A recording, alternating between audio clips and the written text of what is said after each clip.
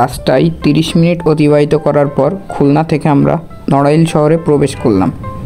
আর এখন যে সিনগুলো দেখতেছেন এগুলা প্রত্যেকটাই নড়াইল শহরের।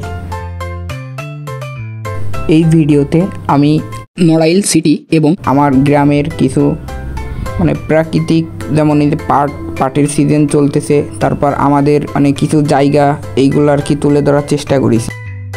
চলুন তাহলে আমরা ভিডিওটা এক্সপ্লোর করি এবং ভিডিওটা যদি আপনাদের ভালো লাগে অবশ্যই শেয়ার করবেন। জঙ্গলের ভিতরে প্রবেশ করতেছি এবং এটা হচ্ছে নড়াইল জেলার অন্তর্ভুক্ত এবং আমরা এখন আমার আব্বুর ঘেরে যাব। শুরুতেই নবগঙ্গা নদীর তীরে গেলাম, যেখানে আমার শৈশবের কিছু সময় কেটেছে। কোনো কি গ্রামের রাস্তা দেখেছেন? দেখাই। কৃষকেরা গরুর গাড়িতে করে তাদের ফসল আনা নেওয়া করে এই রাস্তাগুলা দিয়ে।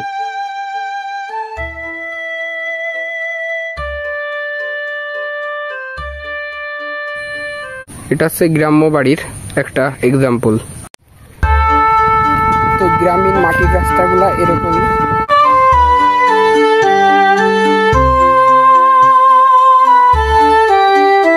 রাস্তার পাশেই আমাদের দেশের সোনালী আঁশ পাটের ক্ষেত। আমাদের ঘেরে ঢুকে পড়েছি এবং আপনাদের এখন দেখাবো। গাইস, এখন আমরা যাচ্ছি আমাদের সেই দিঘিতে। তো অবশেষে আমরা আমার আব্বুর দিঘিতে চলে এলাম। চলুন এক্সপ্লোর করা যাক। তো এখন আমরা নৌকায় উঠার চেষ্টা করব। লাগতেছে কিন্তু আসলে নৌকাটা আজকে ডুবে যাচ্ছে।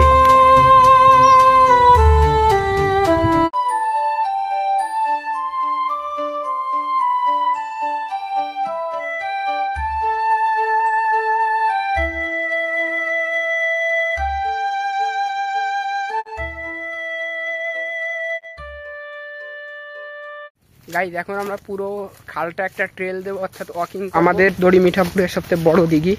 এ দেখো, পেঁপে গাছ আছে।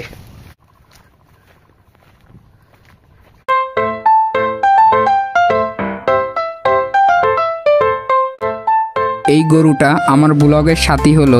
ট্রেলের যে মেন একটা ভিউ দেবো আপনাদের, ব্যাক ক্যামেরা এখন অন করব, আগে দেখে নিন। গ্রামের এই দিঘিটা আমার আব্বুর এবং এই দিঘিটা 2.5 একর জায়গা নিয়ে বিস্তৃত। এখানে রয়েছে প্রায় 100 পিসের মতো নারকেল গাছ এবং বিভিন্ন প্রজাতির পেয়ারা গাছ। এছাড়া রয়েছে দিঘির পাশেই আমাদের বিশাল এক বিস্তৃত ধান ক্ষেত।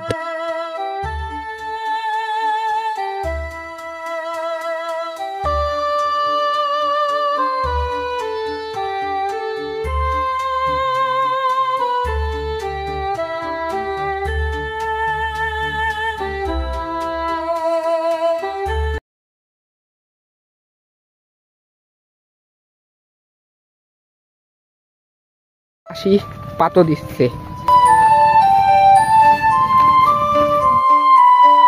দেখুন ঘোড়া দিয়ে কিভাবে চাষ করা হয়। ভোর সকালে নবগঙ্গার তীরে গেছিলাম, সেখানে রয়েছে এমনই বিচিত্র শব্দ, আর রয়েছে মিষ্টি পাখির ডাক, কোলাহল। বৃষ্টির ভিতরে কিছু রাজহাঁসের ক্লিপস নিয়েছিলাম।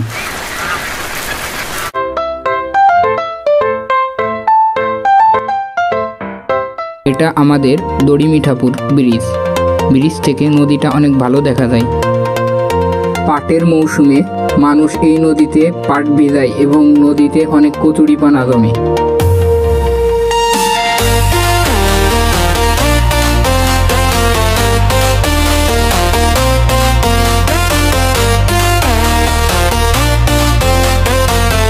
খেলনা ড্রোন দিয়ে নেওয়া কিছু ফুটেজ আছে, যেটা হচ্ছে নড়াইল রেল স্টেশনের।